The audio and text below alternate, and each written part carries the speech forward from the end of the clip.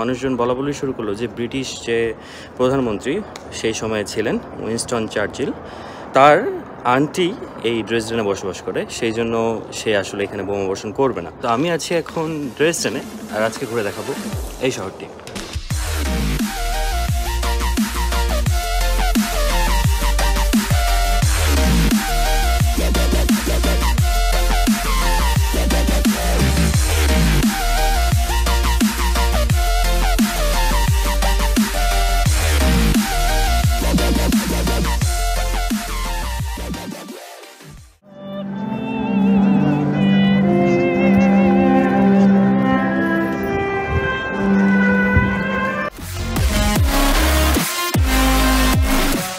জার্মানির 16টি স্টেটের মধ্যে স্যাক্সনি হচ্ছে একটি স্টেট, আর এই স্যাক্সনির একটি বড় শহর এবং ক্যাপিটাল হচ্ছে ড্রেসডেন। কালচারাল হাব খ্যাত এই যে শহরটি ড্রেসডেন, আজকে এই শহরটি ঘুরে দেখাবো, এই শহরটির বিভিন্ন পার্টে যাব। সো আশা করি সাথে থাকবেন।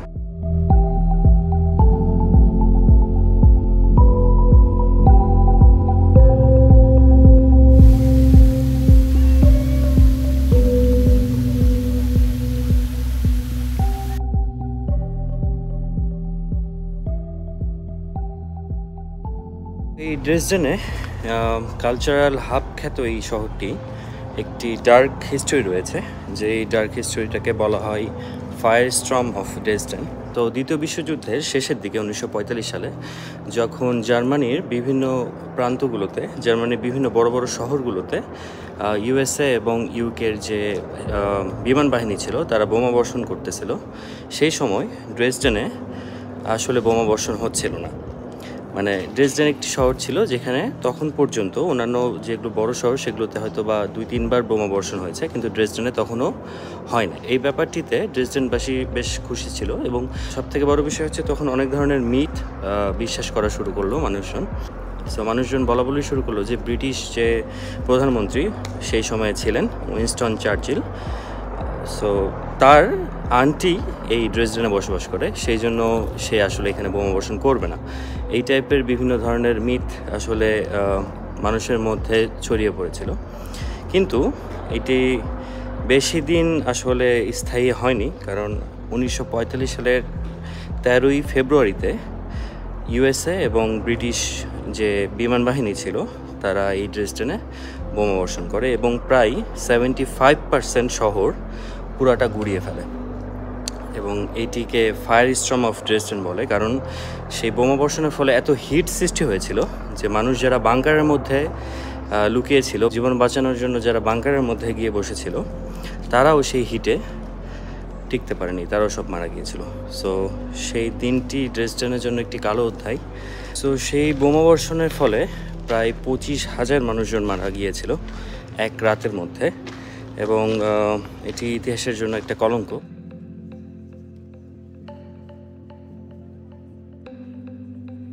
এরপরে যেটা ঘটেছিল সেটা হচ্ছে জার্মানি নাৎসি বাহিনীর যে মুখপাত্র ছিলেন সেই সময়, যত সম্ভব তার নাম ছিল গাবেল। সো তিনি যেটা করেন, এইটাকে হলুদ সাংবাদিকতা আমরা বলে থাকি, সেটি করে তিনি পুরো ওয়ার্ল্ডে জানায় যে প্রায় 1,25,000 মানুষ মারা গিয়েছে। সো যেটা আসলে একটা ভুল কথা ছিল।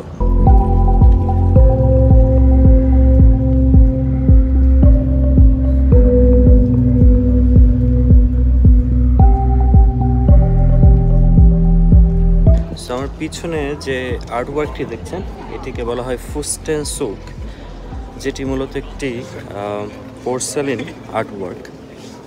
এই স্যাক্সনি রাজ্যের যে রাজা ছিলেন তাদের 800 বছর পূর্তিতে মেনলি এই কাজটি করা হয়েছিল, যেটি মোটামুটি 1871 থেকে 1876 সালের মধ্যে এই পুরো কাজটি করা হয়, এবং 102 মিটার লম্বা। এটি সব থেকে বড় পোর্সেলিন আর্টওয়ার্ক বলা হয়, এবং এটাতে প্রায় 23,000 যে আমরা টাইলস বলতেছেন, যে পোর্সেলিন যে টাইলস, সেই 23,000 টাইলস এখানে ইউজ করা হয়েছে।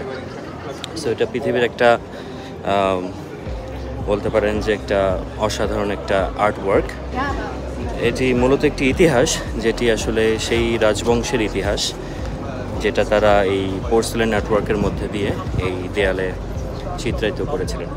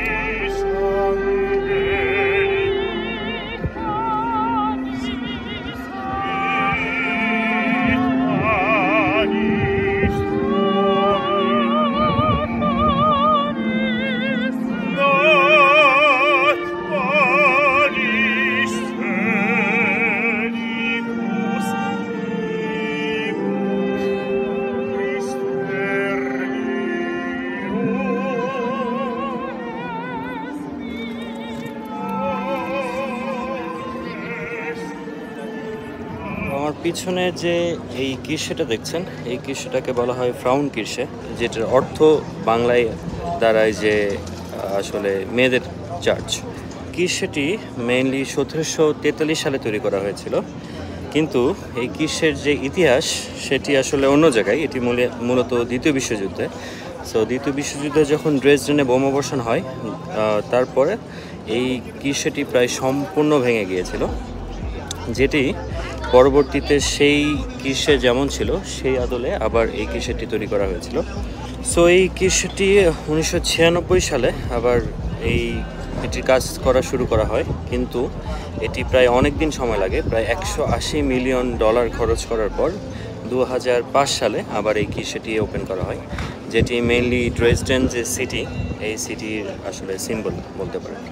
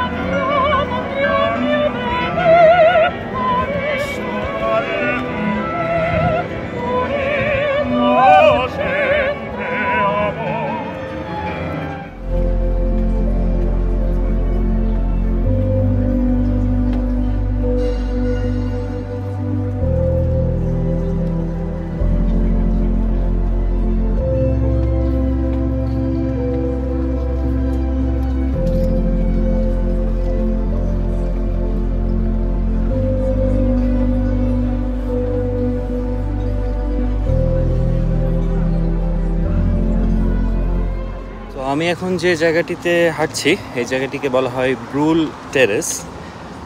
মেইনলি এই জায়গাটিকে মানে এটার নিকনাম হিসাবে বলা হয় যে এটা হচ্ছে বেলকনি অফ ইউরোপ। সো আপনারা যদি পিছনে ব্যাকগ্রাউন্ডটা দেখেন, এই পাশে নদী, পুরো চারপাশটা অসাধারণ সুন্দর। ড্রেসডেন যে সিটিটি, এটি কালচারালি যেমন উন্নত, তেমনি আসলে এই শহরটি প্রাকৃতিকভাবেও অনেক বেশি বিখ্যাত, কারণ এই শহরে প্রায় 60% জায়গা গ্রিন বলা হয়ে থাকে। গ্রিন বলতে বুঝাইতেছি পুরো শহরের যত আয়তন তার 60% হচ্ছে গাছপালা দিয়ে ভর্তি। সো এই শহরটি একটি গ্রিন শহর এবং তার সাথে সাথে কালচারাল একটি হাব। সো অসাধারণ, আসলে এটা কথা বলে প্রকাশ করা যাবে না। Dresden, I just love this city.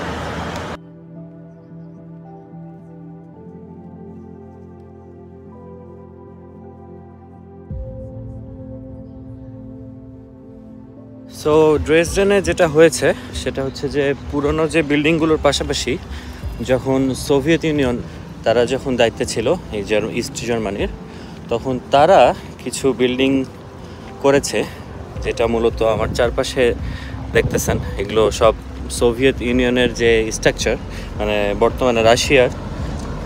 So এটা আসলে এখানে বেশ দেখা যায় আর কি, এই স্ট্রাকচারের বাসাগুলো।